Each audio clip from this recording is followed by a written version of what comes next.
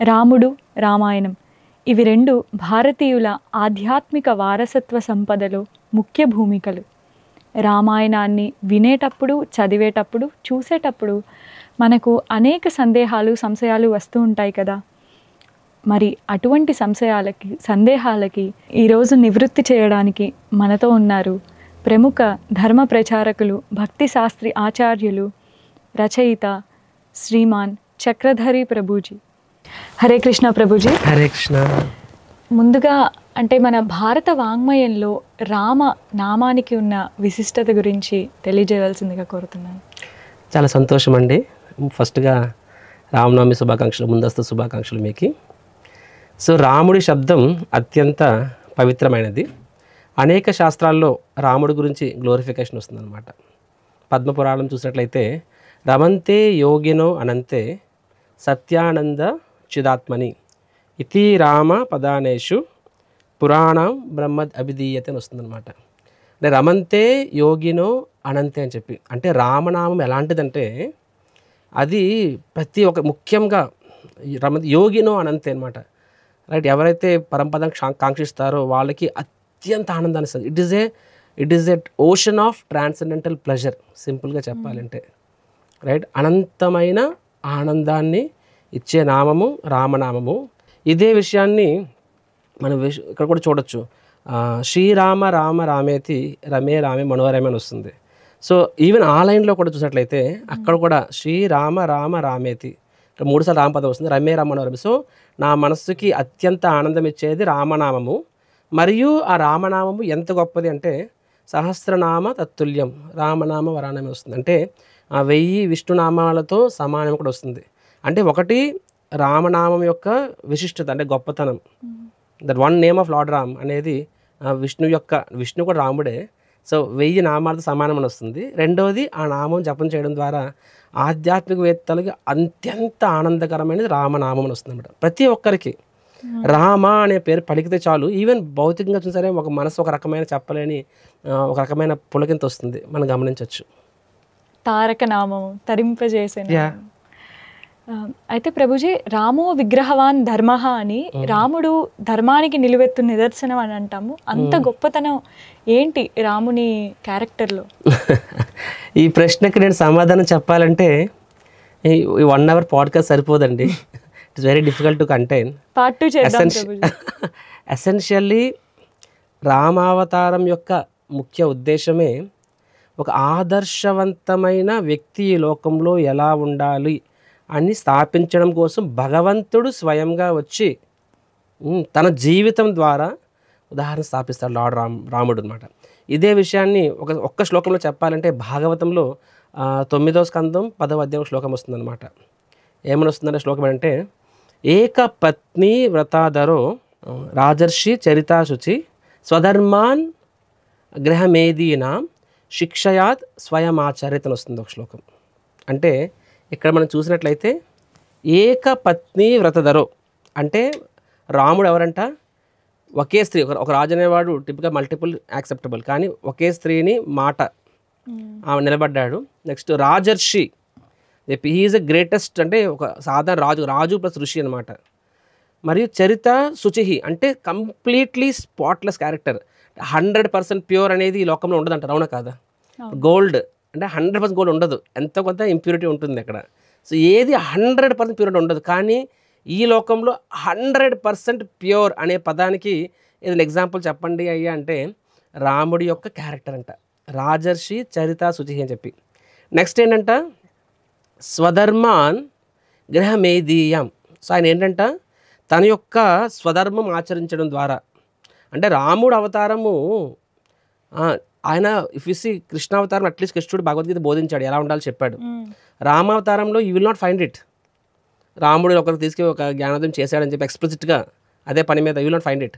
So రామావతారం ఏంటంటే ఆయన మానవ రూపంలో వచ్చారు, దాన్నే లీలావతారం అంటారు. అవతారాలు అనేక రకాలు ఉంటాయండి, దాన్నే లీలావతారం అంటారు.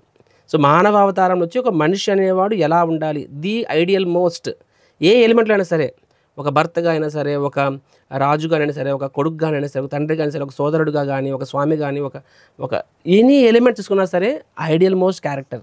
సో అదే స్వధర్మం గృహమేదీయం అంటే సగటు బద్ధ జీవికి ఎలా ఉండాలనేది ఆయన స్వధర్మం చేసి చూపించాడు. శిక్షయాత్ స్వయం ఆచరిత్, తను సొంతంగా అది చేసి చూపించాడు అనమాట. That is lord Ram. అయితే రాముని అనుజులు లక్ష్మణుడు భరతులలో ఎవరి భక్తి ప్రత్యేకమైనది అంటే ఏం చెప్తారు? ఒకరేమో స్వామి చెంతనే ఉండి వారి సేవ చేసుకున్నారు, ఇంకొకరేమో పరోక్షంగా ఉంటూ రాముని పాదుకలకు పట్టాభిషేకం చేసి రాముని సేవ చేశారు. అందులో ఎవరి ప్రత్యేకత ఏంటి?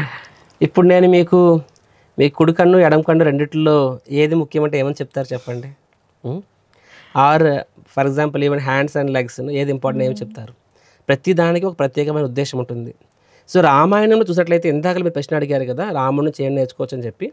సో రామాయణం స్పెషాలిటీ ఏంటంటే it's not only about Lord Ram, for your information. రామాయణంలో ప్రతి క్యారెక్టరు మనకి జీవితాన్ని నేర్పిస్తుంది. ప్రతి character either positively or negatively. Even Ravana unlimited నేర్చుకోవచ్చు అనమాట. ప్రతి క్యారెక్టర్ ఎలా ఉండాలి అన్నది ఒక క్యారెక్టర్, ఎలా ఉండకూడదని ఒక క్యారెక్టర్. సో లక్ష్మణ భరత తీసుకున్నట్లయితే సరే వాళ్ళ జీవితంలో కూడా అసలు అద్భుతం అనమాట. సో లక్ష్మణుని తీసుకున్నట్లయితే వాల్మీకి ఋషి ఏం చెప్తారంటే రామాయణంలోని, సో లక్ష్మణు లక్ష్మీ సంపన్న అని చెప్తారనమాట. సో అంటే అక్కడ చూడండి లక్ష్మణుడికి ఏమని చెప్తారంటే లక్ష్మీ సంపన్న అని చెప్తున్నారు అక్కడ. కానీ వాస్తవం చూసినట్లయితే లక్ష్మణుడికి లక్ష్మీదేవి అంటే మనం కూడా సంపద అనుకుంటాం. అక్కడ ఏం సంపద ఉంది? ఫస్ట్ ఆఫ్ ఆల్ రాజు కాదు, రాముడు రాజు, ఇది సర్వెంట్. రెండవది అరణ్యవాసానికి వెళ్ళాడు. రాముడు కంటే తప్పదనుకోవచ్చు, కానీ లక్ష్మణుడికి అవసరం లేదు.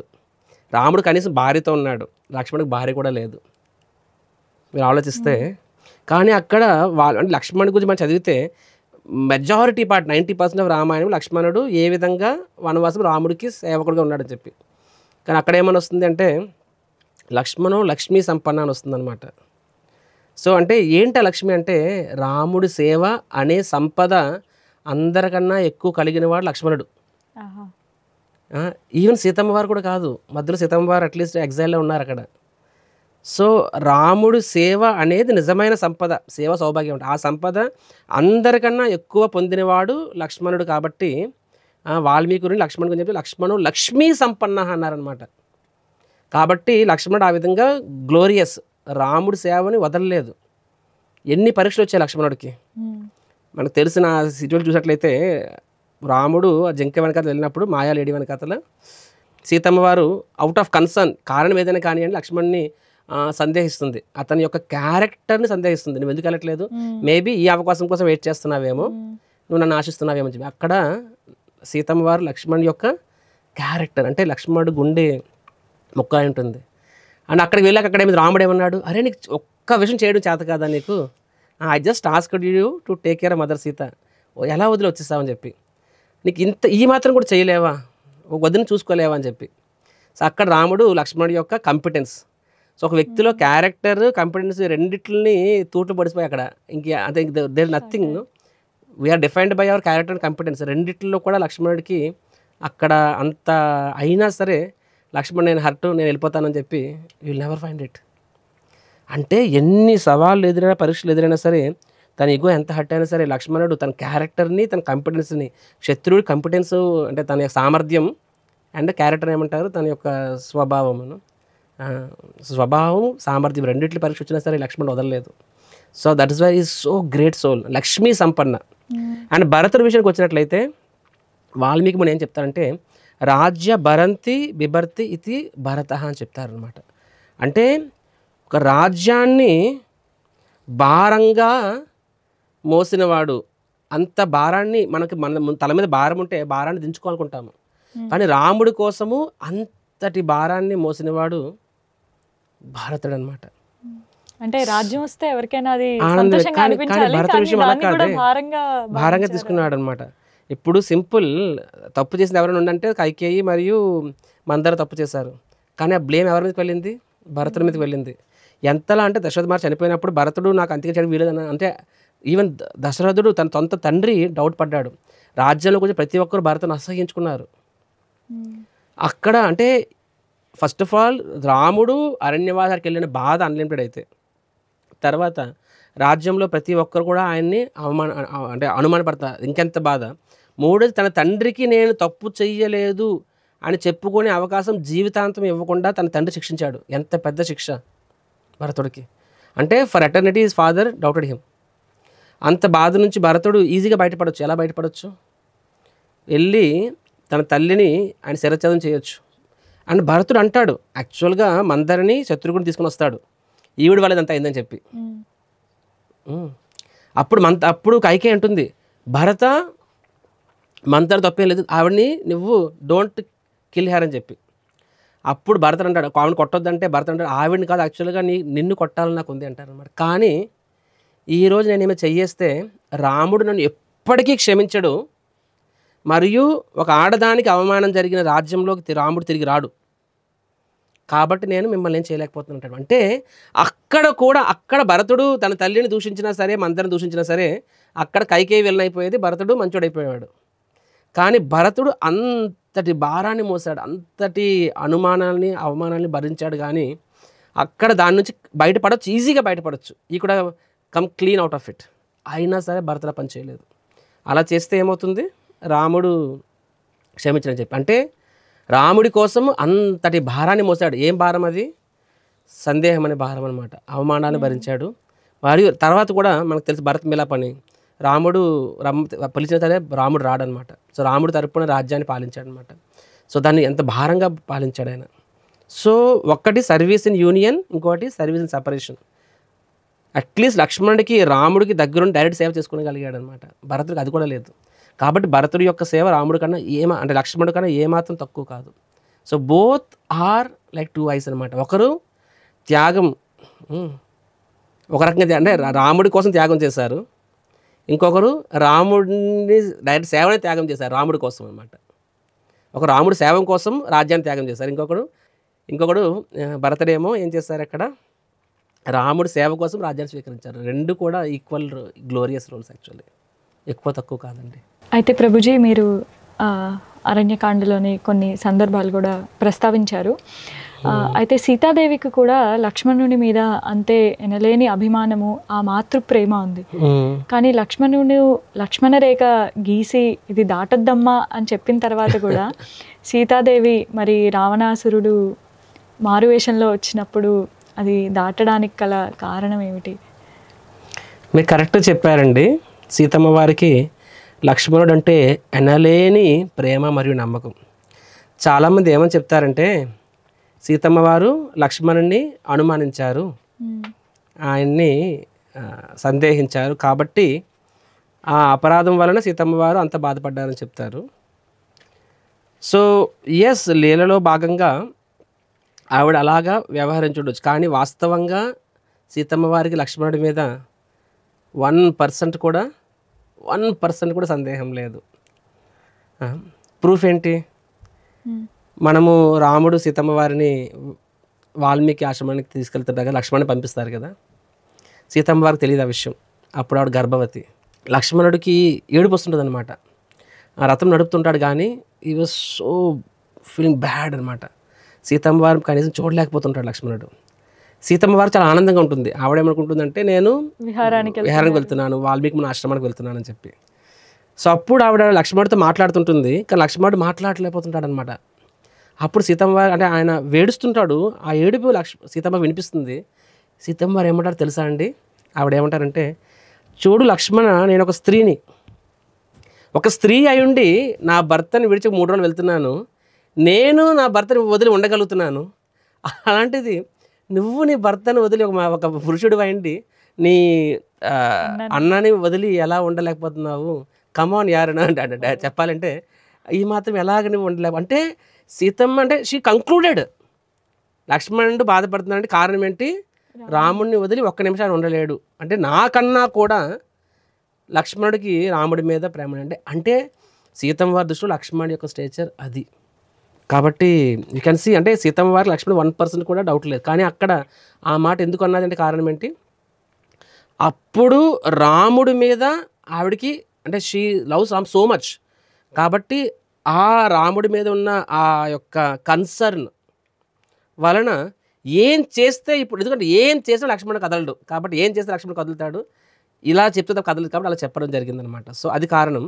సిమిలర్లీ లక్ష్మణుడు గీత గీస్తాడు, సో ఆవిడ గీతకి దాటదు లక్ష్మణుడు చెప్పాడు కాబట్టి. కానీ అక్కడ రావణాసుడు వచ్చినప్పుడు కూడా ఆయన క్రోధిస్తే బై డిఫాల్ట్ ఇంటి పెద్దనే వాళ్ళు శపిస్తారు. కాబట్టి అక్కడ కూడా ముందు లక్ష్మణుడిని దూషించడం కూడా రాముడి కోసమే, ఇక్కడ లక్ష్మణుడు గీసిన గీతని దాటడం కూడా రాముడి కోసమే. సో ఏదైనా ఆవిడ రాముడి కోసమే తప్ప అక్కడ తన పర్సనల్ అంటూ ఏం లేదనమాట. వ్యక్తిగతంగా ఆవిడకి లక్ష్మణుడు అంతటి అభిమానం. చాలా అంటే మీరు అన్నది ఆవిడ గీత దాటింది కూడా రాముడి కోసమే అన్నది చాలా, అంటే అతిథులకి మనం ఇచ్చే ఎంత, ఎవరైనా వచ్చి మన ఇంటి దగ్గరికి వస్తే వారికి ఎంత రెస్పెక్ట్ ఇస్తాము. అదర్వైజ్ అతిథిని మనం చూసుకోకపోతే వాళ్ళు ఏమైనా కోపడి చెప్పించినట్లయితే అది నా భర్తకు తగ్గుతుంది కదా. తన వరకు అంటే ఆవిడ she would have faced it also, right. కాబట్టి అక్కడ అది రాముడి కోసమే చేశారు ఆవిడ. అయితే ఇక్కడ అరణ్యవాసంలో ప్రత్యేకంగా ప్రభుజీ చాలామంది రాముడు మాంసాహారి అని, అందుకే జింకను వేటాడడానికి వెళ్ళారు అని అంటారు. సో రాముడు మాంసాహారి అయితే మరి మేము కూడా మాంసం తినొచ్చు కదా అని అనేవారు కూడా ఉన్నారు. మరి దానికి మీ సమాధానం?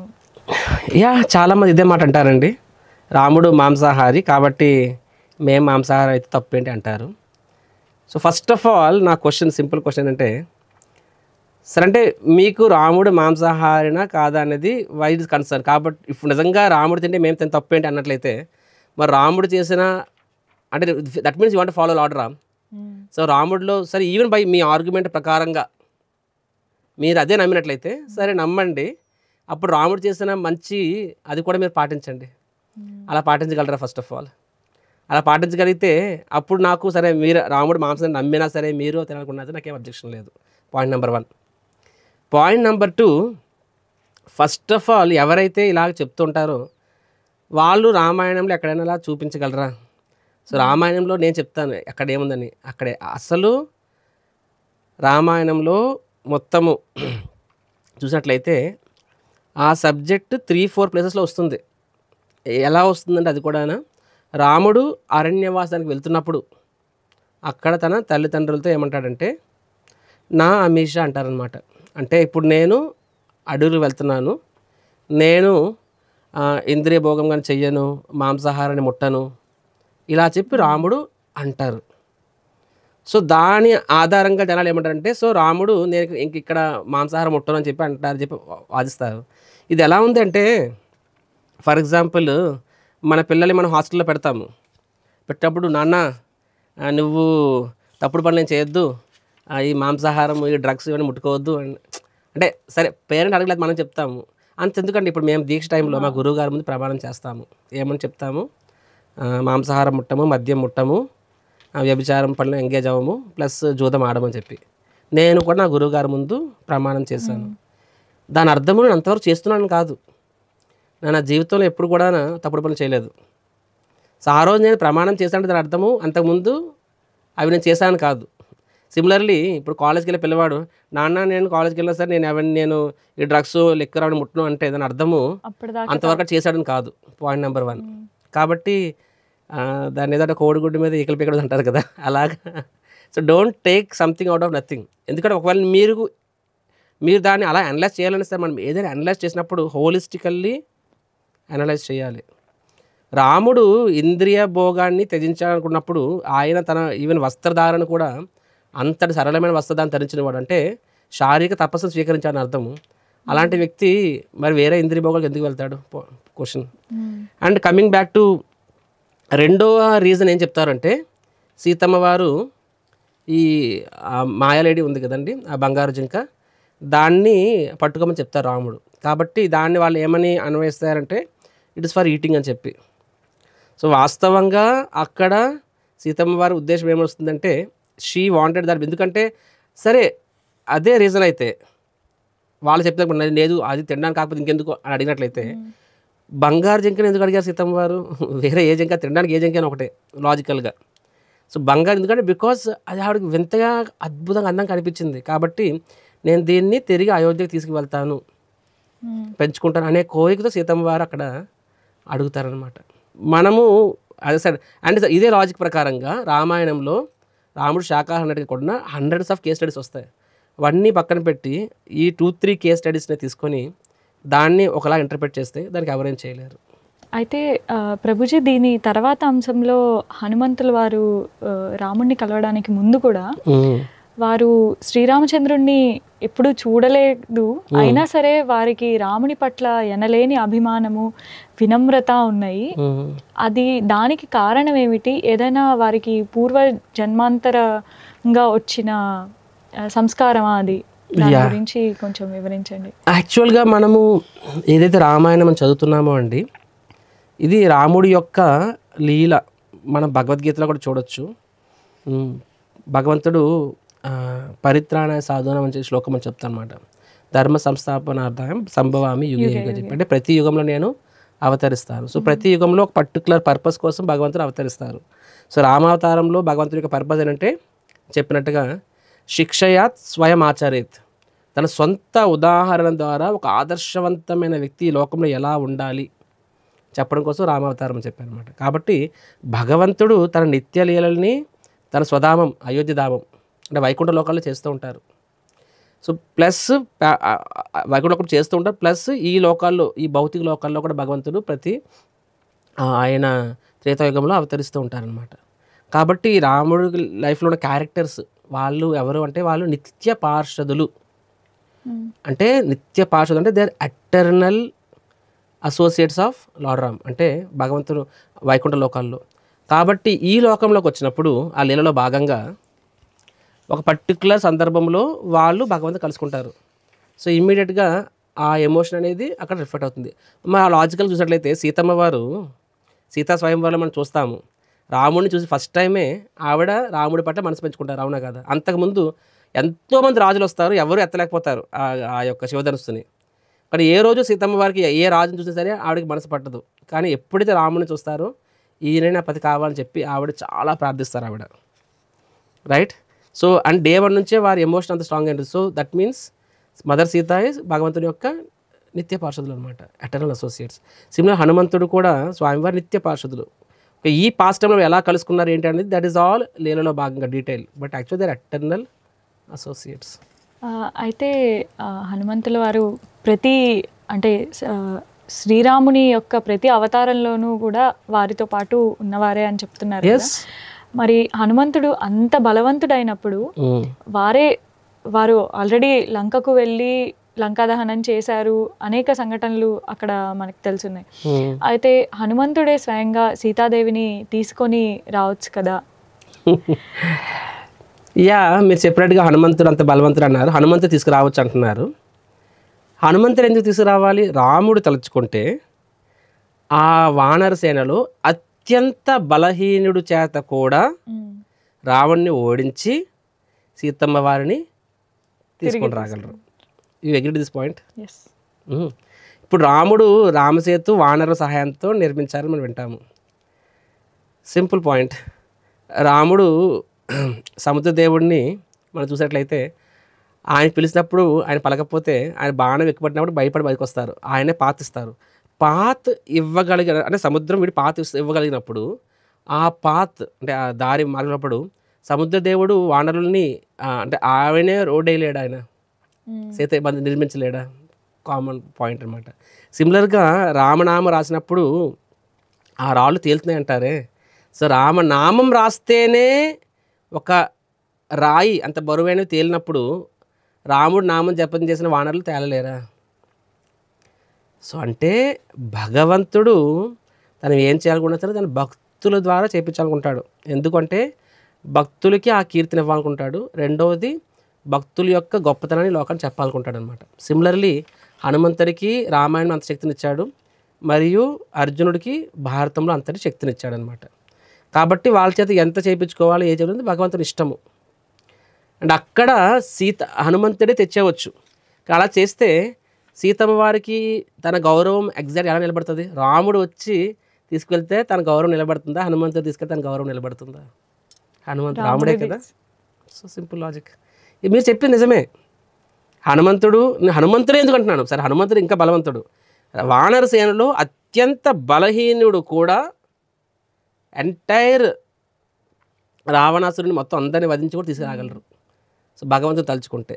కానీ ఆయన ఎవరికి ఎంత శక్తిని ఇవ్వాలి, ఎంత సేవ చేయించుకోవడం ఆయన నిర్ణయించుకుంటారు. అది ఆయన లీలలో భాగం.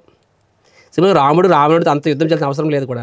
ఆయన తన పూర్తి శక్తిని ప్రదర్శిస్తే అక్కడ అయిపోతుంది. కానీ ఆయన ఎంత శక్తిని దాని లీలకు సంబంధించి ఎంత శక్తిని ప్రదర్శించారో అంతే ప్రదర్శించారు అక్కడ. అయితే మరి శ్రీరాముడు వాలి సంహారంలో కూడా వాలిని చెట్టు చాటు నుంచి సంహరించారు. అయితే దానిలో ఉన్న అంతరార్థం ఏంటి?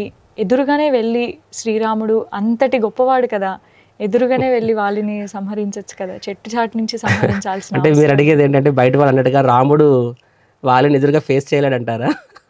అలా అని కాదు, దాంట్లో ఉన్న అంతరార్థం ఏమిటి అని. ఫైన్, యాక్చువల్గా మీరు అడిగిన తప్పులేదు. ఎందుకంటే అదే ప్రశ్న వాలి స్వయంగా రాముడిని అడుగుతారు.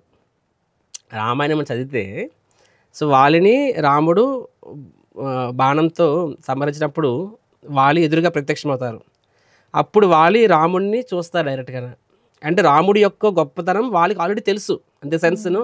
ఎందుకంటే ఆ కిష్కింద అనేది కూడా రామరాజ్యంలో భాగమే కాబట్టి వాళ్ళ రాజు కూడా అల్టిమేట్గా రాముడు. కాబట్టి అప్పుడు వాలి అంటాడు, ఇదే ప్రశ్న అంటాడు, రామ నీ గురించి చాలా గొప్పగా నేను విన్నాను, మీరు ఒక మర్యాద పురుషోత్తముడు, ఒక ఆదర్శవంతమైన వ్యక్తిని విన్నాను. అలాంటి మీరు నన్ను దొంగచాటుగా మీరు నన్ను సంహరించారు. సో ఇది న్యాయమేనా అంటే మీరు ఇలా ఎలా చేయగలుగుతారు, ఇది తప్పు కాదని చెప్పి వాలి రాముడిని ఒక రకంగా నిలదీస్తారనుకోవచ్చు అనమాట. ఇప్పుడు సగటు మనిషి అడిగిన ప్రశ్ననే వాలి కూడా అడుగుతారనమాట. ఎందుకంటే మేబీ వాళ్ళకి ముందే తెలిసేమో సగటు మనిషి అంటారు అని చెప్పి.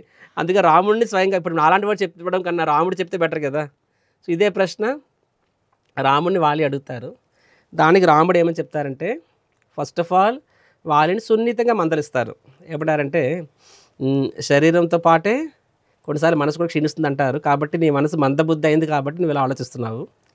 ఫర్ యువర్ ఇన్ఫర్మేషన్, రాముడు క్లారిఫికేషన్ అంటే ఆయన చెప్పాల్సిన అవసరం లేదు అక్కడ.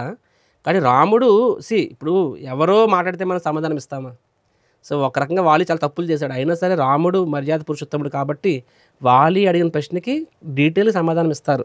ఏమంటారంటే, ఫస్ట్ ఏమంటారంటే, చూడు నువ్వు ఈ కిష్కింద అనేది నా రాజ్యంలో భాగమే, ఈ రాజ్యానికి రాజు భరతుడు, అలా చెప్తాడు రాముడు. ఈ రాజ్యానికి రాజు భరతుడు, నేను భరతుడి యొక్క అన్ననే చెప్పడు, సేవకుడిని చెప్తాను అనమాట. నేను భరతుడి యొక్క సేవకుడిని కాబట్టి ఈ రాజ్యంలో అన్యాయం జరిగితే దాన్ని అరికట్టాల్సిన బాధ్యత నా మీద కూడా ఉంది. అండ్ ఫర్ యువర్ ఇన్ఫర్మేషన్, నువ్వు మీ తమ్ముడి మీద అన్యాయంగా దౌర్జన్యం చేశావు, అతను రాజ్యాన్ని లాక్కున్నావు, సగభాగం రాజ్యాన్ని లాక్కున్నావు. మూడోది అన్నిటికంటే తప్పు, తన భార్యని నీ దగ్గర పెట్టుకున్నావు. కాబట్టి శాస్త్రం పరంగా నువ్వు శాస్త్రం గురించి మాట్లాడుతున్నావు, కానీ అదే శాస్త్రం ఏం చెప్తుంది, ఎవరైతే ఆతతాయి అంటారంటే దాన్ని అగ్రెసర్ అని చెప్పి. శాస్త్రం ఏం చెప్తుందంటే, నిద్రలో ఒకరిని చంపినవాడు, పరస్త్రీ అంటే వేరే వారి భార్యని అపహరించినవాడు, నెక్స్ట్ వేరే ఒక సంపదను అపహరించేవాడు, మరియు విషమించి చంపినవాడు అంటే దొంగచాటుగా. అలాగా వాళ్ళని ఏమంటారు, వాళ్ళని ఆతతాయి అంటారనమాట, అగ్రెసర్. అలాంటి వాళ్ళని చంపడం కోసము ఎటువంటి యుద్ధ ధర్మాలు ఉండవు అని చెప్పి శాస్త్రం చెప్తుంది. That means you can kill dum anyway, what ever way you want. కాబట్టి నువ్వు వీటిలో రెండు తప్పులు చేస్తావు. ఒకటి, నీ తమ్ముడికి రావాలి సగరాజ్యాన్ని నువ్వు తీసుకున్నావు, నీ తమ్ముడి భార్యని దగ్గర పెట్టుకున్నావు, కాబట్టి నువ్వు చాలా తప్పులు చేస్తావు. కాబట్టి నువ్వు ఆతతాయివి, నిన్ను చంపడానికి ఏ రూల్స్ రెగ్యులేషన్స్ అనేవి ఉండవు, right. So lord Ram first of all ఈ కారణం చెప్తారనమాట, రైట్. అండ్ సెకండ్ థింగ్, రాముడు ఏమంటారంటే వాలి గురించి, యాక్చువల్గా వాలి ఇంకో కారణం ఉంటుంది. వాలి యాక్చువల్గా ముందు బ్రహ్మదేవుడి వరం కూడా పొందుతారనమాట, నా ఎదురుగా ఎవరు నన్ను ఓడించకూడదని చెప్పి.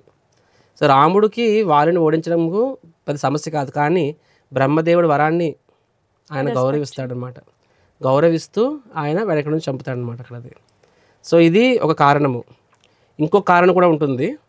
రెండో కారణం ఏం చెప్తారంటే, చూడు మేము క్షత్రియులము, నువ్వు మర్చిపోయి నువ్వు వానరుడివి at the end of the day, నువ్వు మనిషివి కాదు. వానరులు క్షత్రియులు అనేవాళ్ళు జంతువులని చాటు నుంచి వేటాడడం అనేది వారికి అది వారి ధర్మంలో భాగమే. కాబట్టి జంతువుల్ని వారు మాట నుంచి కూడా వేటాడొచ్చు. So as a Kshatriya I can do it. కానీ నేను ఎందుకు చేశానంటే, because you are aggressor. So కానీ ఎదురుగా కూడా చేయొచ్చు ఆ పని. రాముడు ఎందుకు చేయలేదంటే, బ్రహ్మదేవుడి యొక్క వరాన్ని గౌరవించి చేయాలని చెప్పి. సో ఇది రాముడు చెప్పిన ఆర్గ్యుమెంట్. జనాలు ఇంతే మాట్లాడతారు, అంటే చాటు నుంచి చంపాడని చెప్పి, కానీ ఆ ఫుల్ స్టోరీ చెప్పరు. రాముడు అంటాడు, సరే ఇప్పటికీ నేను చేసింది అధర్మం అని అనిపిస్తే చెప్పు, ఇమ్మీడియట్లీ నీకు తిరిగి ప్రాణాన్ని ప్రసాదిస్తా అంటారు రాముడు. ఈ మాట అంటాడు అనమాట. దానికి వాలి ఏమంటాడు తెలుసా? ఎస్ రామ వద్దు, నా తప్పు నాకు అర్థమైంది, అండ్ నాకు కొన్ని వేల జన్మలు రావచ్చు, కానీ ఏ జన్మలో స్వయాన మీ చేతుల ద్వారా మిమ్మల్ని చూస్తూ ప్రాణం వదిలే అవకాశం నాకు దక్కుతుంది. కాబట్టి ఈ అదృష్టాన్ని నేను పోగొట్టుకోదలుచుకోవట్లేదు, కాబట్టి ఐఎమ్ సాటిస్ఫైడ్ చెప్పి బ్రహ్మదేవుడు వరం ఇస్తారు కదండి. ఆ వరం ఎలా ఉంటుందంటే ఆయన హారంలో ఉంటుందన్నమాట. సో ఆ హారం ఉంది కాబట్టి ఆ వరం. సో ఆ హారాన్ని తీసి ఆయన తన కొడుకు అంగదుడికి ఇవ్వడు. ఎవరికి ఇస్తారు?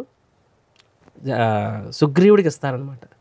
అంటే హీఈస్ ఫుల్లీ సో హ్యాపీ అయిపోతాడు. చనిపోతూ ఆయన ఎంతో ఆనందంగా రాముడు చెప్పిన సమాధానాలకి.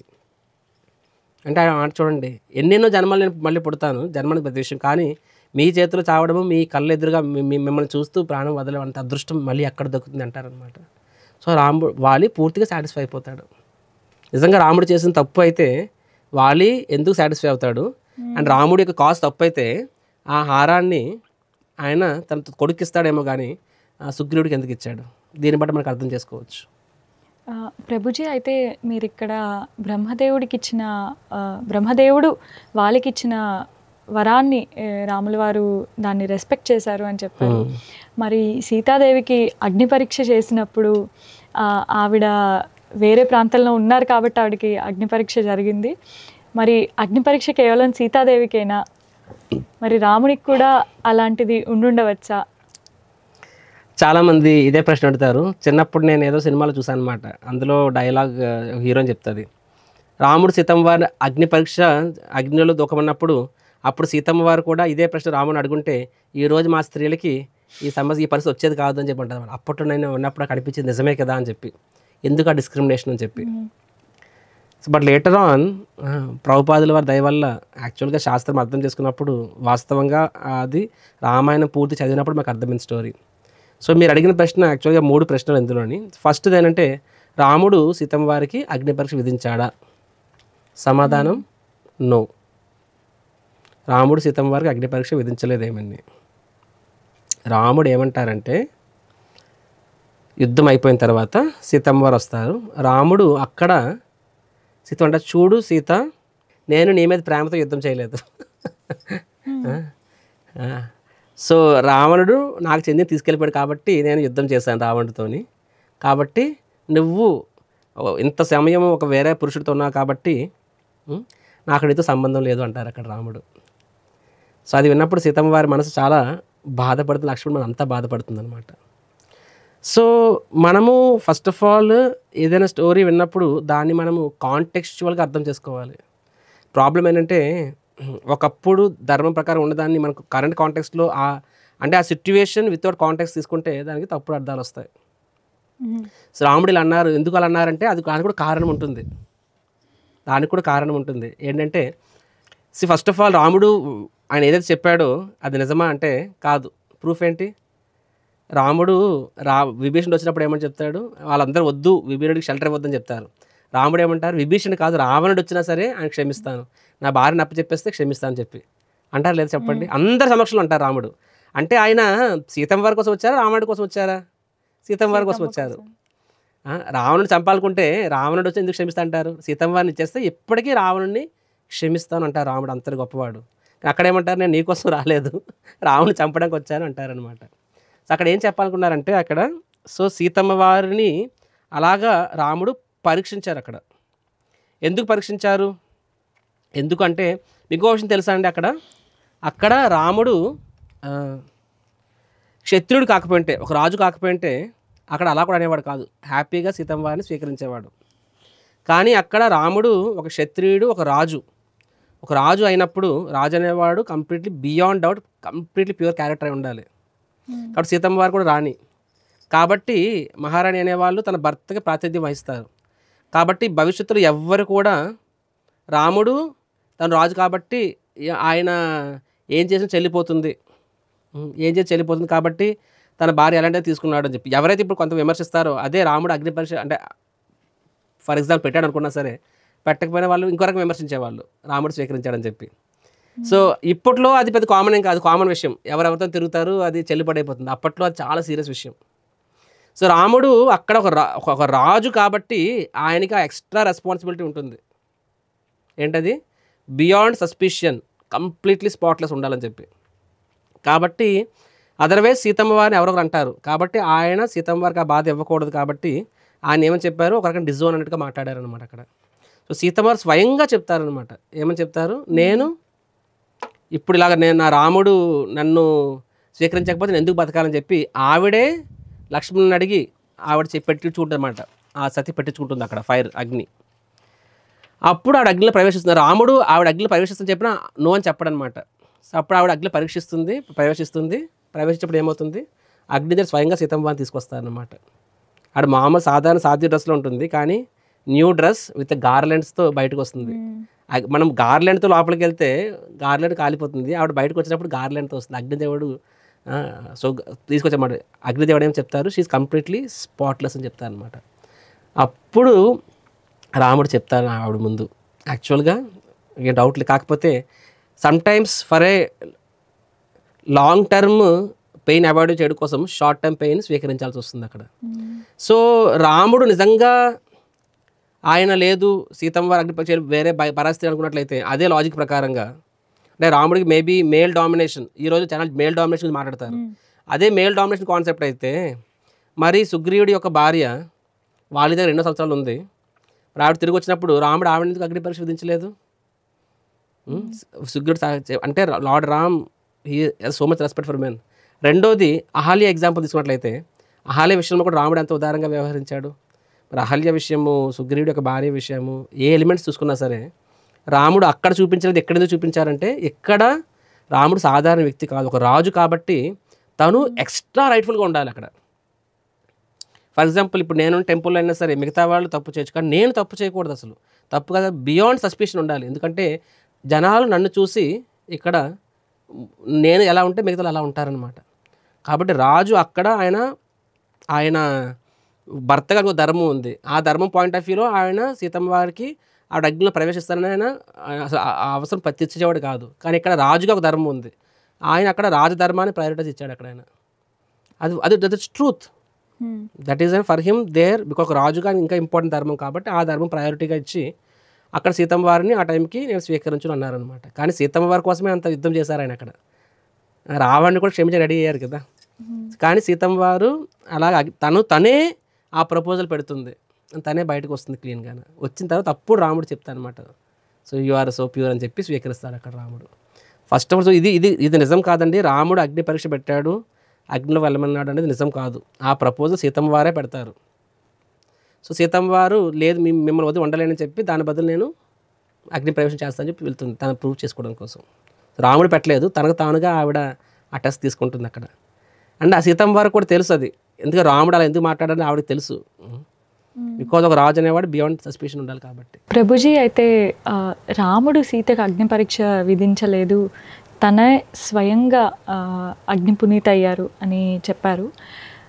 అయితే ఇదే రాజైన రామచంద్రుడు తర్వాత సీతాదేవిని అడవులకు పంపించారు, మరి అక్కడ కూడా వారు రాజధర్మాన్నే నిర్వర్తించారు అంటే మరి భర్తగా వారి ధర్మాన్ని నిర్వర్తించినట్టా లేదా? అంటే was Rama two image conscious to prove himself as a great and dharmic king? Good question. First of all, was Lord too image conscious? అంటే తాను మర్యాద పురుషోత్తముడు అని చెప్పుకోవడం కోసం తన నమ్ముకున్న వాళ్ళని కష్టపెట్టాడా అనేది మీరు అడుగుతున్నారు ఇక్కడ. మీరు గమనిస్తే అగర్ శ్రీరాముడు నిజంగా ఇమేజ్ కాన్షియస్ అయితే ఫస్ట్ ఆఫ్ ఆల్ ఒక క్షత్రియుడు అనే వాళ్ళకి భార్య లేకుండా ఉండడం అనేది చాలా అపకీర్తి. ఈవెన్ అకార్డింగ్ టు అవర్ నేను కపుల్ ఆఫ్ ఇయర్స్ ముందు డాక్టర్ ఏపీజే అబ్దుల్ కలాం గారు రాష్ట్రపతి అయినప్పుడు ఎవరో అమెరికాలో వచ్చి వాళ్ళు రిసీవ్ చేసుకోవడానికి ఆయన వెళ్ళినప్పుడు is a Brahmachari Singh bachelor. So అప్పుడు చెప్పారనమాట, even according Indian tradition top leaders అంటే ప్రెసిడెంట్ అనేవాడు ఫస్ట్ పర్సన్ కదా, సింగిల్గా ఉండకూడదు ఫర్ ఇన్ఫర్మేషన్. సో వైఫ్తో పాటు రిసీవ్ చేసుకోవాలి కానీ నేను బ్రహ్మచారి అక్కడ. అప్పుడు నేను చదివాను అనమాట అది. సో నాకు అనిపించింది ఓకే అంటే ఎప్పుడు కూడా కల్చర్ ఉందా అని చెప్పి. సో వాస్తవంగా శాస్త్రం ప్రకారంగా వర్ణాశ్రమ ధర్మం ప్రకారంగా క్షత్రియుడు అనేవాడు సింగిల్గా ఉండకూడదు అసలు. భార్య లేకపోతే ఆయనకి చాలా అవమానం. అంటే ఒక భార్య ఇంకో భార్యను చేసుకోవచ్చు ఆయన. సో భార్య లేకుండా ఉండడం అనేది చాలా అవమానం first of all, as a social status point of view ఆలోచిస్తే. Second thing, as a cultural point of view ఆలోచించినా సరే, ధర్మం పాయింట్ ఆఫ్ వ్యూ చూసినా సరే అది కూడా రైట్ కాదు. ఎందుకంటే రాజు అనేవాళ్ళు వాళ్ళు ప్రజల తరపున వాళ్ళు యజ్ఞయాగాలు చేయాలి వాళ్ళ మంచి కోసం. అలా చేయాలనుకున్నప్పుడు ధర్మపత్ని సతీ సమేతంగా చేయాల్సి వస్తుంది. సో ఈవెన్ ఆ యాంగిల్లో ఆలోచించినా సరే రాముడు అనేవాళ్ళకి భార్య ఉండాల్సింది. ఒకటి సామాజికంగా అది ఆయనకి చిన్నతనము, భార్య లేకపోవడము. రెండవది తన బాధ్యతల దృష్ట్యా కూడా అది చిన్నతనమే. అయినా సరే రాముడు వేరే భార్యను స్వీకరించలేదు. మీరు చూస్తే యాక్చువల్గా అక్కడున్న పండితులు అందరూ కూడా చెప్తారు, రామ అట్లీస్ట్ ప్రజల కోసమైనా సరే మీరు మళ్ళీ వివాహం చేసుకో అని చెప్పి. సో లార్డ్ రామ్ ప్రజల కోసమే సీతమ్మవారిని దూరం పెట్టాడు. అయినా సరే అదే ప్రజల కోసం మళ్ళీ వివాహం చేసుకోమంటే కానీ అప్పుడు చేసుకోలేదంటే కానీ సేమ్ టైం ప్రజల కోసం కావాలి కాబట్టి ఏం చేశారు, బంగారు సీతను పెడతారు అక్కడ. ఆ రకంగా ఆయన ఆ యొక్క యజ్ఞంలో పాల్గొంటారు అక్కడ రాముడు. సో అంటే రాముడు అంటే అది కూడా ఒక రకంగా చిన్నతనమే రాముడికి. నిజంగా ఆయన ఇమేజ్ కాన్షియస్నెస్ అయితే ఆయన సీతమ్మ వారిని వదిలేయడం వల్ల ఆయన ఇమేజ్ అక్కడేం పెరగలేదు. ఒక రకంగా క్షత్రుడికి ఉండాలి. సో సింపుల్ పాయింట్, అవి కూడా రీమ్యారీడ్, రైట్ చెప్పొచ్చు, అంటే ఈజీగా జస్టిఫై చేసుకోవచ్చు. అరే ఏం చేయమంటావు, నేను ఏకపత్ని వ్రతం చెప్పాను కానీ ఆవిడ 1 year బయట ఉంది కాబట్టి ఇప్పుడు అది వర్త్ అవ్వదు, అది ఇప్పుడు అది అప్లికేబుల్ అవ్వదు అని చెప్పి. కానీ లేదు, రాదర్ ఒక వ్యక్తి మన ఎదురుగా ఉన్నప్పుడు ఆయనకి ఇచ్చిన మాట నిలబెట్టుకోవడం ఒక ఎత్తు అయితే, ఆ వ్యక్తి మన ఎదురుగా లేనప్పుడు కూడా మనము ఆ మాట నిలబెట్టుకుంటున్నామంటే దాని ప్రకారంగా మనకి ఆ వ్యక్తి పట్ల ఎంత ప్రేమలో తెలుస్తుంది, అవునా కాదు? సీతమ్మ వారు లేకపోయినా సరే అక్కడ సీతమ్మ వారికి ఇచ్చిన మాటనే ఆయన నిలబెట్టుకున్నాడు. దానివల్ల ఆయన ఒక రకంగా ఆ స్టేటస్కు తగ్గినా సరే ఆయన నిలబెట్టాడు అనమాట. సో ఇమేజ్ కాన్షియస్ అయితే ఆయన మళ్ళీ వివాహం చేసుకునేవాడు కదా.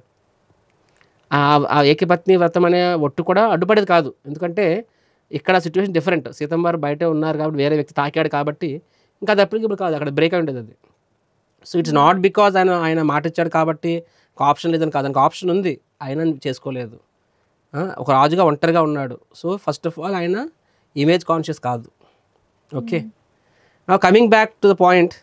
సరే ఆయన మళ్ళీ రాజధర్మాన్ని పట్టుబడ్డాడు కానీ తన భార్య పరిస్థితి ఏంటి అని మీరు అడిగారు మీరు అక్కడ. దానికి నేనేం చెప్తాను అంటే ఫస్ట్ ఆఫ్ ఆల్ మీరు చెప్పింది రైట్. ఫస్ట్ ఆయన రాజధర్మం కాదు, తన భార్య భర్తగా కూడా తన ధర్మం పట్ల ఆలోచించాడు కాబట్టి అక్కడ సీతమ్మ వారు అగ్ని పరీక్ష చేస్తేనే మంచిది అనుకున్నారు అక్కడ. ఎందుకంటే ఒక సాధారణ వ్యక్తి ఎలా చేసినా చెల్లుబాటు అవుతుంది. కానీ ఒక రాజు అనేవాళ్ళు ఇప్పట్లో సింపుల్ కాన్సెప్ట్ అండి. మనము ఈ మీరు అడిగిన ప్రశ్నకు సమాధానం తెలియాలనుకున్నప్పుడు ఫస్ట్ ఆఫ్ ఆల్ మన కాంటెక్స్ట్ మనకు క్లియర్గా ఉండాలి. ఇది ఎప్పుడు కాంటెక్స్ట్ మాట్లాడుతున్నాము, we're talking about a context where kings were considered like gods. రాజులు అనేవారు దైవంతో సమానం. రాజు అనేవాడు నరదైవం అంటారు. సో ఇప్పుడులో పొలిటీషియన్ నుంచి మనకి ఎక్స్పెక్టేషన్స్ ఉన్నా కాబట్టి వాడు ఎలా పోయినా మనం పట్టించుకోము. అప్పట్లో వాళ్ళు దైవంతో సమానం కాబట్టి వాళ్ళ క్యారెక్టర్ అంటే భవిష్యత్తులో ఒక వేలెత్తి చూపించడానికి కూడా ఆప్షన్ లేకుండా ఉండాలండి. అది వాళ్ళ కల్చర్ అనమాట. కాబట్టి రాముడు దానికోసమే సీతమ్మ అలాగా వేరే వాళ్ళ విషయంలో అంత స్ట్రిక్ట్గా లేడు రాముడు. నేను ఇందాక చెప్పినట్టుగా సీతమ్మ స్ట్రిక్ట్గా ఉన్నారు. సో దట్ ఆవిడ క్లీన్గా వస్తుంది, ఆవిడ తన స్టేటస్ మెయింటైన్ చేస్తుందని చెప్పి. అంత జరిగిన తర్వాత కూడా మళ్ళీ ఇంకొకడ వాషర్మ్యాన్ అనేవాడు, చాకలివాడు అని అనేసప్పటికీ ఇంకా రాముడికి వేరే ఆప్షన్ ఏముంది, ఇంకేం చేయగలరు ఆయన. కాబట్టి తనని దూరంగా పెట్టాలి. కానీ అక్కడ కూడా రాముడు సీతమ్మ గురించి ఆలోచించారు. ఎలాగా, ఎక్కడ అడవుల్లో ఒంటరిగా వదిలేలేదు, ఆవిడని తీసుకెళ్ళి వాల్మీకి ఆశ్రమం ముందు వదిలిపెట్టి రండి అని చెప్పారనమాట. కాబట్టి అక్కడ సీతమ్మ వారిని అక్కడ వదిలిపెట్టారు. ఆ వాల్మీకి ఆశ్రమం కూడా ఎవరి కింద ఉంది, రాముడి కిందే ఉంది. తన రాజ్యంలోనే ఒక దగ్గర పెట్టారు. సో కానీ రాముడు సీతమ్మ వారికి చెప్పొచ్చు కదా, ఈ ప్రశ్న రావచ్చు. చూడండి వారి బంధం ఎలాంటిదంటే, సీతమ్మ వారు రాముడి యొక్క అర్ధాంగి, తన బాధ్యత రాజుగా రాముడి బాధ్యతలో ఆవిడ కూడా సగభాగం పంచుకుంటుంది. కాబట్టి రాముడి కష్టంలో ఆవిడ కూడా ఆ బాధ్యత తీసుకుంటుంది. రాముడికి అంత నమ్మకం. సమ్టైమ్స్ మనకంటే ఒక ప్రాణ స్నేహితున్నప్పుడు మనం ఎక్స్పీరియన్స్గా అడగవసరం లేదు, మనం చేస్తాం, వాళ్ళకి అర్థం చేసుకుంటారని చెప్పి. సో లార్డ్ రామ్ ఆయనకి సీతమ్మ అంత నమ్మకం, ఆవిడ అర్థం చేసుకుంటారని చెప్పి. అండ్ తర్వాత మీరు చూడొచ్చు సీతమ్మ వారు కూడా అదే చెప్తారు అన్నమాట లక్ష్మణుడితోని. మనం ఆ తర్వాత చూస్తాం అది అక్కడ. అది సో అక్కడ ఆశ్రమంలో వదిలిపెడతారు అక్కడ. అండ్ దీన్ని ఆయన ఏమిని ఆవిడని ఆశ్రమంలో కేర్లో ఉంచుతారు. ఆయన ఏమి ఎక్కడ వదిలిపెట్టారు అంటే వేరే ఆప్షన్ అక్కడ ఉండదు. సో దీన్ని మనం ఎలా అర్థం చేసుకోవాలి అంటే ఇక్కడ సీతమ్మ వారికి అన్యాయం జరిగింది చాలామంది అంటారనమాట. ఇక్కడ అన్యాయం కాదండి, అక్కడ అది అన్యాయం కాదు, అది బాధ్యత. రామాయణం అంతా చూసినట్లయితే ఇక్కడ it is all about sacrifice, అంటే త్యాగము బాధ్యత. ఎంటైర్ రామాయణ్ డిఎన్ఏ అంటే అండర్ కరెంట్ అంటారు కదండి, అండర్ కరెంట్ అంతా ఏముంటుందంటే త్యాగము మరియు బాధ్యత, ఈ 2 ఎలిమెంట్ల మీద కానీ మొత్తం రామాయణం నడుస్తుంది. ఇక్కడ సీతమ్మ వారి position is equivalent to lord Rams position exhale టైంలో. అప్పుడు వనవాసం టైంలో రాముడి పరిస్థితి ఏంటి చూడండి. అక్కడ దశరథుడు ఉన్నారు కదండి, దశరథుడు ఆయన ఒక మాట తప్పకూడదు. అక్కడ కైకేయి వరం అడుగుతుంది, దశరథుడు మాట తప్పేవచ్చు కదా, కానీ దశరథుడు మాట తప్పితే ఏమవుతుంది అక్కడ, దశరథుడు మాట తప్పితే అక్కడ రాజ్యానికి చెడ్డపేరు వస్తుంది, ఆ వంశానికి చెడ్డపేరు వస్తుంది. కాబట్టి తన తండ్రి ప్రతిష్ఠ కాపాడడం కోసము, ఆ వంశ ప్రతిష్ఠ కాపాడడం కోసము రాముడు అక్కడ త్యాగం చేశాడు. అక్కడ రాముడికి అన్యాయం జరిగిందని ఎవరు అంటలేదు కదా, కానీ అక్కడ రాముడు త్యాగం చేయడం ద్వారా రాముడు తన తండ్రి పేరు నిలబెట్టాడు. యాక్చువల్ క్వశ్చన్ తెలుసా అండి, అసలు రామాయణంలో వస్తుంది దశరథుడు ఏమంటాడు తెలుసా, చూడు రామ, ఇప్పుడు నేను మాట తప్పలేను, మాట తప్పితే ఏమవుతుంది ఇలాగ మన వంశానికి మన రఘువంశానికి చెడ్డ పేరు వస్తుంది, ఇక్ష్వాకు వంశానికి. కానీ నువ్వు క్షత్రియుడు కాబట్టి క్షత్రియుడు అనేవాడికి ఏదైనా రాజ్యం మీద దండెత్తి రాజ్యాన్ని ఆక్రమించుకోవచ్చు. సరే నేను బహిష్కరిస్తున్నాను, ఈ రాజ్యాన్ని భరతుడికి ఇస్తాను, కానీ నువ్వు క్షత్రియుడిగా నా రాజ్యం మీద దండెత్తి మమ్మల్ని ఓడించి రాజ్యాన్ని తీసుకో అంటే జనాలు నీకే సపోర్ట్ చేస్తారు, జనాలు నిన్నే కోరుకుంటున్నారు కాబట్టి. అంటే దశరథుడు ఆల్టర్నేట్ సొల్యూషన్ కూడా ఇస్తాడు. కానీ రాముడు ఏం చెప్తారు తెలుసండి, ఇక్ష్వాకు వంశంలో ఇలాగ రాజ్యం కోసం అధికారం కోసం ఇలాగ ఫ్యామిలీ పోర్ అనేది జరగకూడదు అంటాడు అనమాట. అంటే ఇదండి మన రామాయణం, ఇది మన రాముడు. మనం వీళ్ళ గురించి చదవడం బదులు మన మొఘల్ సామ్రాజ్యం ప్రతి కొడుకు తండ్రిని చంపి జైల్లో పెట్టి వాడు వస్తాడు, వాడిని జైల్లో పెట్టి కొడుకు వస్తాడు, వాడిని కొడుకు వస్తాడు, వీళ్ళు చదువుకుంటున్నాం. కానీ ఇక్కడ మన రాముడు ఫస్ట్ ఆఫ్ ఆల్ తండ్రి ఎక్స్పీరియన్స్ చెప్పడం కూడా చెప్పడు, కానీ రాముడే అర్థం చేసుకొని అడుగులు వెళ్ళిపోతారు. అక్కడ రాముడు త్యాగమా లేకపోతే అన్యాయమా చెప్పండి. అది రాముడు తన అన్యాయమైన ఫీలింగ్లో వెళ్ళాడా లేకపోతే బాధ్యత అనే ఫీలింగ్లో వెళ్ళాడా, బాధ్యత కదా. రాముడికి అన్యాయం అయిపోయింది అని అంటే అక్కడ రాముడి యొక్క క్యారెక్టర్ని అండర్ ఎస్టిమేట్ చేసినట్టు. అన్యాయం అంటే అర్థం ఏంటంటే ఆడికి ఆప్షన్ లేదని చెప్పి. సిమిలర్గా ఇక్కడ సీతమ్మ వారి విషయంలో షీ నెవర్ ఫెల్ట్ నాకు అన్యాయం జరిగింది అనలేదు, ఆవిడ కూడా అది బాధ్యతగానే తీసుకుంది. నా భర్త మీద మళ్ళీ ఒక అపవాదం పడింది అంటే ఆయన ఒక రాజు అనేవాడికి అంత ఎగ్జాంపుల్స్ ఉంటాయి, ఒక గాడ్ క్యారెక్టర్ కాబట్టి నా భర్త మీద మళ్ళీ ఒక అపవాదం పడింది, కాబట్టి ఆయన వాళ్ళు చేయాల్సి వచ్చింది. సో ఆయన త్యాగం చేస్తున్నాను, నన్ను వదిలి ఉండడం ఆయన త్యాగం, నేను కూడా ఆ త్యాగంలో బాధ్యత పంచుకుంటున్నాను. సో అక్కడ బాధ్యత మరియు త్యాగం తప్ప అన్యాయాలు అనే కాన్సెప్ట్ ఉండదు అక్కడ. సీతమ్మ వారు never felt she was cheated, rather she took as responsibility. Also మనం తర్వాత పార్ట్స్లో చూసినా సరే ఎక్కడ సీతాదేవి రాముణ్ణి దూషించినట్టుగా కానీ లేకపోతే ఆవిడ అయ్యో నాకు ఈ పరిస్థితి వచ్చిందే అని బాధపడినట్టు కానీ మనకి ఎక్కడ సంఘటన. అంతేకాదండి, బాధపడ్డ మాత్రమే కాదు, యాక్చువల్గా లక్ష్మణ్ బాధపడుతుంటాడు. సీతమ్మ వారు దిగి వాల్మీకి ఆశ్రమం బయటన అక్కడ అప్పుడు లక్ష్మణుడు చెప్తాడు విషయం ఏంటన్నది. వెంటనే సీతమ్మ వారు కుప్పకూలిపోతారు, అక్కడ ఏడుస్తారు ఆవిడ. నిజమే, అది ఏడుస్తారు ఆవిడ. ఎంతలా అంటే ఆవిడ చెప్తానమాట, నా జీవితంలో my whole life is painful అని చెప్పి. సో అంటే ఇది నిజం కూడా ఒక రకంగా. ఆవిడ అన్ని కష్టాలు పడ్డారు ఆవిడ. కాబట్టి ఈ క్షణంలో ఆవిడకి అప్పుడు ఇమ్మీడియట్గా ఏం ఆలోచన వస్తుందంటే రాముడిని వదిలి మళ్ళీ ఉండాలా, దీని బదులు నేను ప్రాణత్యాగం చేస్తాను, షీ వాంట్ కమిట్ సూసైడ్. ఆ ఆలోచన వస్తుంది, వెంటనే ఆవిడ ఆలోచన విరమించుకుంటుంది. ఎందుకంటే నా గర్భంలో ఇప్పుడు రాముడి యొక్క వంశం ఉంది అని చెప్పి. అంటే అక్కడ కూడా సీతమ్మ వారు తన ఇష్టాల కన్నా కూడా నా బాధ్యత అంటే ఎంటైర్ రామాయణంలో ప్రతి క్యారెక్టర్, నేను ఇంత భరతుడి ఎగ్జాంపుల్ చెప్పాను, అక్కడ కైకేయిని లాగబడి అప్పుడు కొడితే కైకేయి విలన్ అయి ఉండేది, భరతుడు హీరో అయిపోయిండేవాడు. కానీ ఆయనకి తన పేరు ప్రఖ్యాతలు ముఖ్యం కాదు, తన సుఖం ముఖ్యం కాదు, రాముడికి ఏది నచ్చుతుందో అది చేస్తాడు. దానికోసం ఆయన కైకేయిని ఏమనలేదు, దానివల్ల నన్ను అవమానపడ్డాడు. సిమిలర్ ఇక్కడ సీతమ్మ వారు రాముడి కోసము లేదు, నేను ఆ విరహాన్ని అనుభవిస్తాను, ఎందుకంటే రాముడు సంతానం ఉంది కాబట్టి. Point number 1. పాయింట్ నెంబర్ 2 ఏమంటే తెలుసండి, ఆవిడ అంత బాధలో కూడా చెప్తుందంటే చూడు లక్ష్మణ, నాకేం బాధగా లేదు, నీ అన్న ఎందుకు ఇలా చేశాడో నేను అర్థం చేసుకోగలను, దయచేసి నువ్వు మీ అన్నయ్యని తప్పుగా అర్థం చేసుకోవద్దు. అంటే సీతమ్మ లక్ష్మణుడికి అలా చెప్తున్నారు, తప్పుగా అర్థం చేసుకోవద్దు, మీ అన్నయ్య చాలా గొప్పవాడు, కాబట్టి మీ అన్నయ్య యొక్క స్మృతిలోనే నేను నా జీవితం గడిపేస్తాను, రైట్?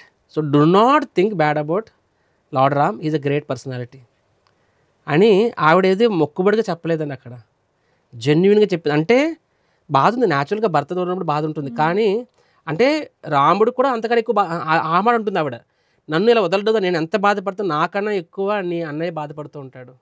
కాబట్టి ఒక రాజుగా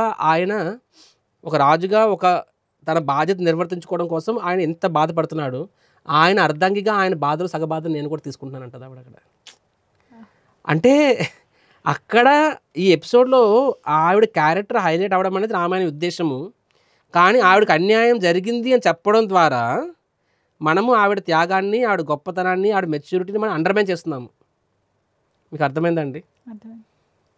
ఇప్పుడు ఫర్ ఎగ్జాంపుల్ ఉన్నాము, వేర్ వాలంటరీగా మేము ఒక మాంక్స్ అయ్యాము, somebody so they are brainwashed అన్నారు అనుకోండి, అక్కడ వాళ్ళు నా మీద జాలి చూపించట్లేదు, నా త్యాగాన్ని వాళ్ళు అవమానిస్తున్నారు.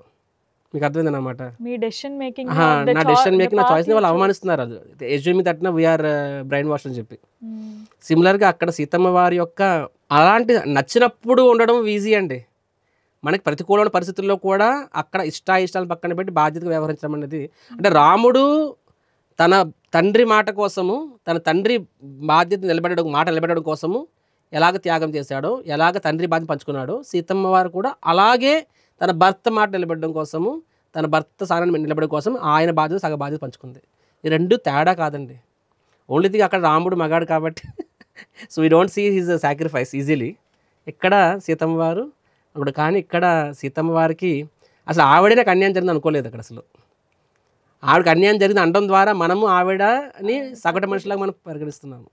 అంటే generally we tend to see in the lens that we're in. ఇప్పుడు మనం ఉన్న పరిస్థితులకు అనుకూలంగా ఫెమినిస్టిక్ పర్స్పెక్టివ్స్ కానీ అవంతా ఇప్పుడు స్త్రీలకున్న సిచ్యుయేషన్ని బట్టి మనం వారిని కూడా ఆ దీంట్లో చూడడం అన్నది.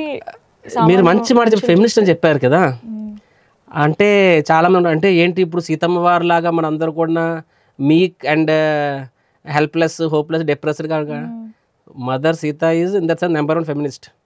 యాక్చువల్గా ఆవిడ రామాయణం జనాలు కూడా అడిగారు, ఆవిడ ఏమి వీక్ పర్సనాలిటీ, ఏడ్చే పర్సనాలిటీ కాదండి. సీతమ్మ వారి వెరీ స్ట్రాంగ్ విల్డ్ క్యారెక్టర్.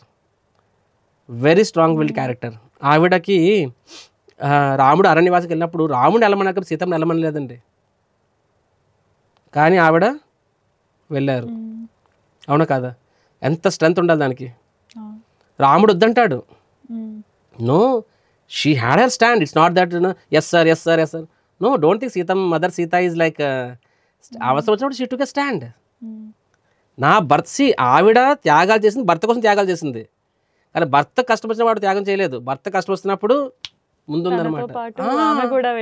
అంతెందుకు అసలు తన తండ్రి జనక మహారాజ్ ఏం చెప్తారు తెలుసా స్వయంవరం టైంలోని, ఎవరైనా సరే పెళ్ళి వచ్చినప్పుడు నా కూతురు మంచిది చెడ్డదా అదే చెప్తారు కదా.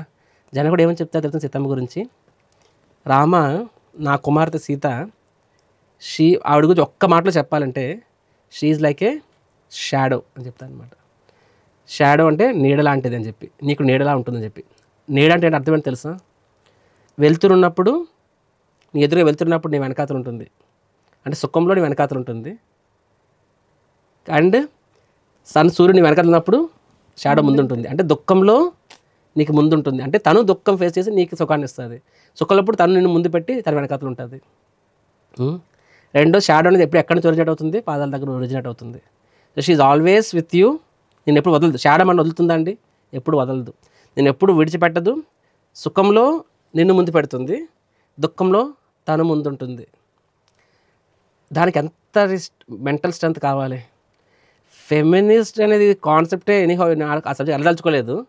Don't misinterpret, but she is a very strong willed women. రాముడు ఎంత భయపెడతాడు ఆవిడ్ని, 1% కూడా ఆవిడ భయపడదు. So every instance was her own choice and her own stand. Even హనుమంతుడు వచ్చి నేను తీసుకెళ్ళిపోతాను అంటారు, నన్ను భుజం ఎక్కమ్మని చెప్పి. ఆవిడేం చెప్తుంది, లేదు అలా తీసుకెళ్తే అక్కడ నా భర్తకి ఒక రకంగా అది ఇన్సల్ట్, ఆయనే రావాలి. కానీ ఆల్రెడీ 1 year టైం ఇస్తాడు రావణుడు. 1 year టైం అయిపోతుంది, అదర్వైజ్ నా హీ విల్ డివోర్ హెర్ అని చంపేస్తాడు. 1 hour టైం అయిపోతుంది, ఎనీ టైం అవుతుంది, అయినా సరే లేదు, తన కంఫర్ట్ చూసుకోలేదు అక్కడ ఆవిడ, నా భర్త అని చెప్పి. నాకు ఎంత ధైర్యం కావాలండి. అదే కాదు, తర్వాత యుద్ధమంతా అయిపోతుందా, యుద్ధమంతా అయిపోతుంది కదా, హనుమంతుడు మళ్ళీ వెళ్తాడు అక్కడికి. వెళ్ళాడు, తల్లి మీరు చెప్పినట్టు రాముడు వచ్చాడు, మిమ్మల్ని తీసుకెళ్తాడు కాబట్టి నాతో పాటు రండి అని చెప్పి.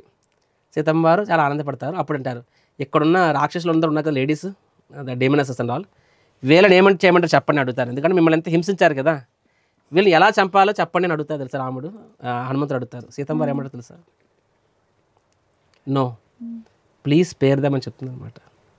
హనుమంతుడు ఆశ్చర్యపోతాడు, ఎందుకంటే క్షత్రాణి అనే వాళ్ళకి పౌరుషాలు చాలా ఉంటాయి. సో బట్ హనుమంతుడు చెప్తాడు నో. అదే సీతమ్మవారు అంటారు వద్దు వదిలేయండి అని చెప్పి. అంటే అదేంటంటే ఆవిడేం చెప్తుంది తెలుసా, వాళ్ళ గుణము హింసించడం అయితే నా గుణము క్షమించడం, కాబట్టి వాళ్ళే వాళ్ళ గుణాన్ని మార్చుకున్నప్పుడు నేను నా గుణాన్ని ఎందుకు మార్చుకోవాలని చెప్పి.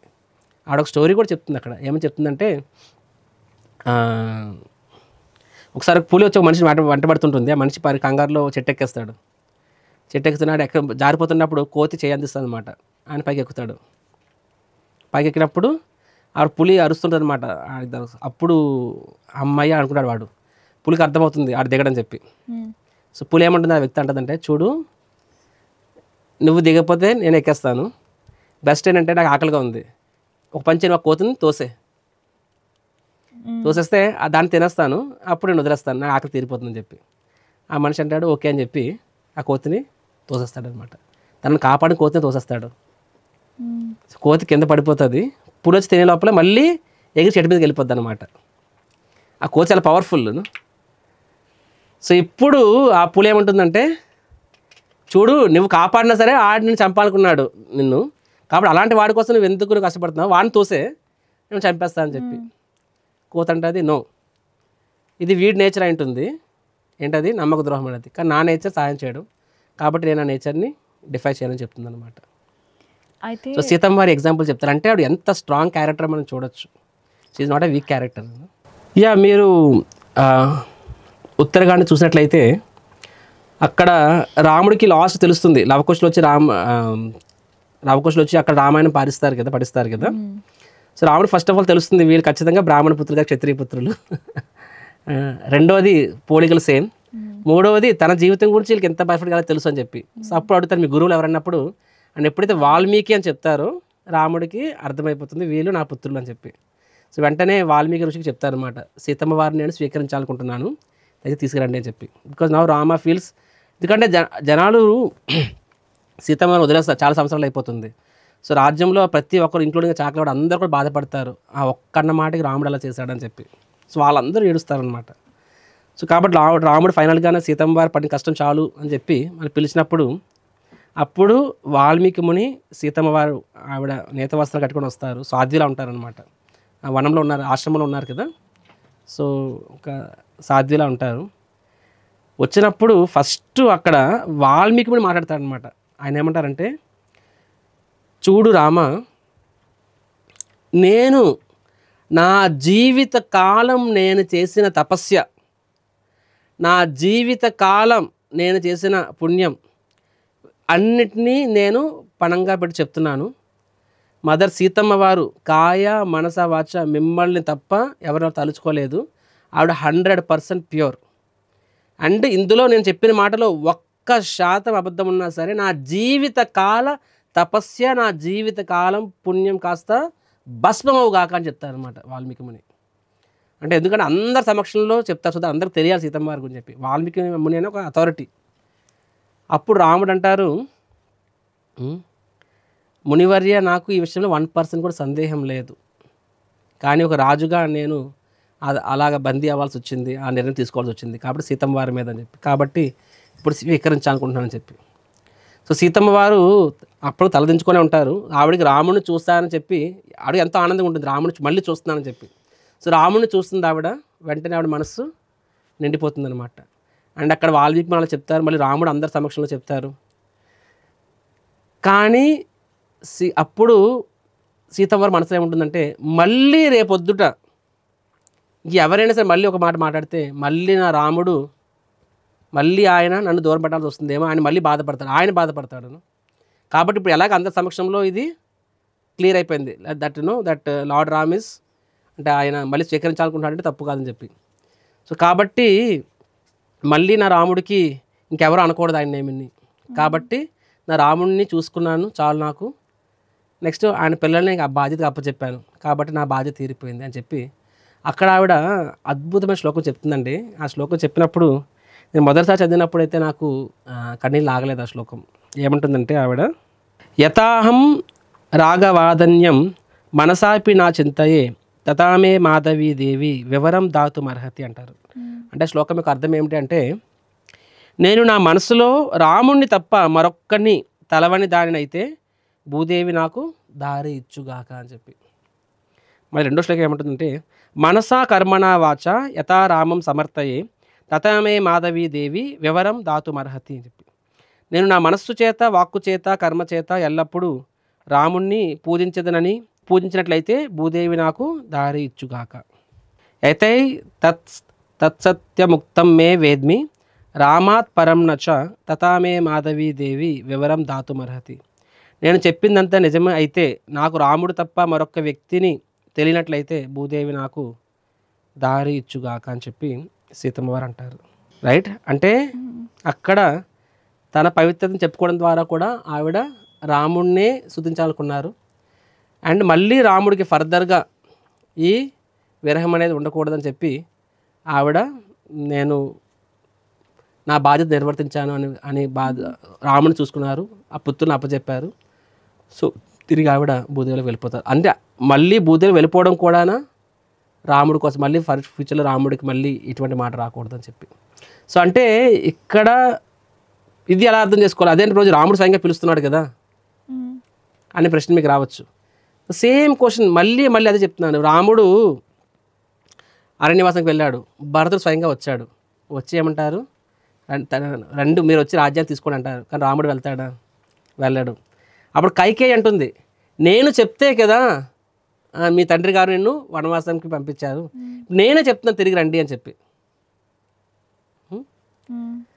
సో మీ తండ్రి గారు కూడా లేరు అని చెప్పి ఆయన రాముడు ఏమంటాడు తెలుసా, నా తండ్రి గారు ఇప్పుడు లేరు కాబట్టి మనిషి లేరు, కానీ ఆయన మాట నేను పాటించేంత వరకు ఆయన యాక్చువల్గా ఉంటారు. ఆయన మాట తప్పినప్పుడు, నేను ఇప్పుడు మాట తప్పినప్పుడు ఇంకా ఆయన దట్ మీన్స్ యాక్చువల్ ఆ రోజు నిజంగా పోయినట్టు. కాబట్టి సో అక్కడ రాముడు వాళ్ళు మళ్ళీ పిలిచినా సరే అలా వెళ్ళినప్పుడు ఏమవుతుంది, ఒక రకంగా మళ్ళీ రాముడు సరే కన్వీనియంట్గా అడ్వాంటేజ్ తీసుకుని వస్తుంది. కాబట్టి అసలు వాళ్ళు దే హ్యావ్ అంటే ఎక్స్ట్రీమ్ ఎగ్జాంపుల్ సెట్ చేశారండి. అక్కడ భరతుడు పిలిచాడు, అయినా రాముడు వెళ్ళలేదు అక్కడది. ఆ ఎక్స్ట్రీమ్ ఎగ్జాంపుల్ సెట్ చేశారు ఇక్కడ. సీతమ్మ వారు కూడా రాముడు పిలిచాడు బట్ కానీ వెళ్ళలేదంటే అక్కడ తన ఈగో లెవెల్లో కాదు అక్కడది. బట్ తండ్రి కోరుకున్నాడు భరతుడు ఉండాలి, కాబట్టి భరతుడు ఉంది. కాబట్టి నా భర్త దృష్టిలో నేను వాట్ ఎవర్ హ్యాపెండ్, కాబట్టి ఆయన మళ్ళీ మాట పడకూడదు, కాబట్టి ఆయన మీద భవిష్యత్తులో కూడా మళ్ళీ ఒకరి వేరే చూపించకూడదు, కాబట్టి అంత ఎక్స్ట్రీమ్గా ఆవిడ స్టాండ్ తీసుకుంటుంది, అంత త్యాగం చేస్తుంది ఆవిడ. మరి సీతా వియోగం కూడా రాముడికి బాధాకరమే కదా, సీతాదేవి లేకపోయినా రాముడు బాధపడతాడు కదా. యా, సో వాస్తవంగా ఇక్కడ ఇది మీరు ఇంకో కాన్సెప్ట్ చెప్పారు చూడండి. స్పిరిచువల్ లైఫ్లో సంభోగ విప్రలమ్మ రెండు కాన్సెప్ట్స్ ఉంటాయి. సీతమ్మ వారు ఏమంటారు తెలుసా, అక్కడ లక్ష్మణుడు సీతమ్మను వదిలిసినప్పుడు అక్కడ ఏమంటారు తెలుసా, చూడు నేను రాముడు లేకపోవచ్చు కానీ నేను నిరంతరం రాముడినే స్మరిస్తాను, కాబట్టి రాముడు నాకు ఎప్పుడు దూరంగా కాడు, ఆ విప్రలంబ భావంలో నేను రాముడితో ఎల్లప్పుడూ ఉంటానని చెప్తుంది అనమాట. సో విప్రలంబ అంటే ఇన్ సపరేషన్, ఆ సర్వీస్ అంటే ఆ ఎమోషన్ ఇన్ సపరేషన్, ఆ ఫీలింగ్ ఇంకా స్ట్రాంగ్గా ఉంటుంది యూనిషన్ కన్నా కూడా, నిజంగా వాళ్ళు అంత ప్రేమించినట్లయితే. సో ఆ రకంగా and one side lord Ram is bad, but Seethamma వారి యొక్క స్మరణలో లార్డ్ రామ్ కూడా సీతమ్మ వారిని ఎప్పుడూ కోల్పోలేదు అక్కడది. ఆ విప్రలంబ అనేది చాలా వెరీ డీప్ కాన్సెప్ట్ అది. సో ఆ విప్లవంలో చూసినట్లయితే సీతమ్మ వారు బాహ్యంగా వెళ్ళిపోయారు, కానీ సీతమ్మ వారి స్మరణలో రాముడు తన జీవితాన్ని కొనసాగిస్తాడు. సో ఎసెన్షియల్ చెప్పాలంటే రామాయణం మనకి ఇక్కడ ఏం నేర్పిస్తుందంటే, రాముడు నేను చెప్పినట్టుగా అసలు యాక్చువల్గా కాంటెక్స్ట్ తెలియాలి ఆ అవతారానికి. కాంటెక్స్ట్ ఏంటంటే ఒక ideal human being example set చేయాలి. అలా సెట్ చేయాలనుకున్నప్పుడు మనం కూడా అందరూ మంచిగా ఉండాలనుకుంటాం, మీరు ఉండరా, నేను అనుకోనా. కానీ సిచ్యువేషన్స్ ఛాలెంజింగ్గా డిమాండింగ్ ఉన్నప్పుడు మనము కన్వీనియంట్ పాత్రలోకి వెళ్ళిపోతాము. కానీ రాముడు ఎలాంటి ఉదాహరణ స్థాపించారంటే సిచ్యువేషన్ అనేది ఎంత టెస్టింగ్ ఉన్నా సరే ఆయన నిలబడ్డం సరికదా, ఈవెన్ ఒక ఆపర్చునిటీ కూడా ఎవరికి ఇవ్వలేదు. అంతటి గొప్ప ఉదాహరణ స్థాపించాడు. దానికోసం ఆయన ఎన్నో త్యాగాలు చేశాడు. అండ్ ఆయన్ని ప్రేమించిన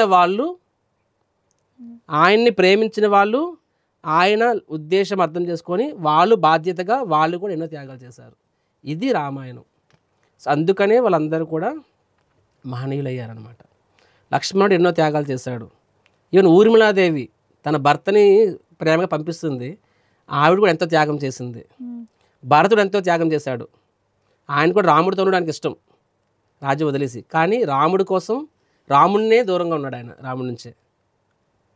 సో ప్రతి ఒక్కరు కూడా రాముడు ఒక ఆదర్శవంతమైన వ్యక్తి ఉదాహరణ స్థాపించాడు. అండ్ రాముడి లక్ష్యాన్ని సహాయం చేయడం కోసం ప్రతి ఒక్కరు కూడా ఆ బాధ్యతను పంచుకున్నారు. తమ్ముళ్ళుగా వీళ్ళు బాధ్యతలు పంచుకున్నారు, భార్యగా ఆవిడ బాధ్యతలు పంచుకుంది. ప్రతి ఒక్కరు వాళ్ళ బాధ్యతలు పంచుకున్నారు.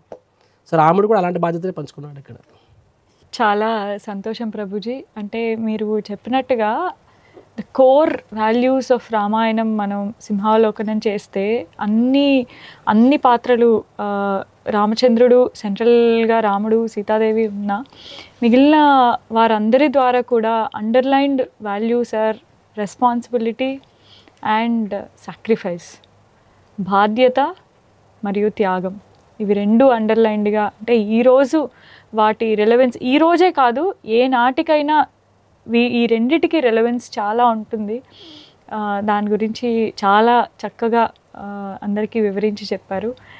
మీకు చాలా ధన్యవాదాలు. అలాగే ఇంకొక పార్ట్లో మనం ఇంకా కొన్ని ప్రశ్నల్ని మీ ద్వారా సమాధానాలు తెలుసుకోవాలని కోరుకుంటున్నాం ప్రభుజీ. హరే కృష్ణ. హరే కృష్ణ.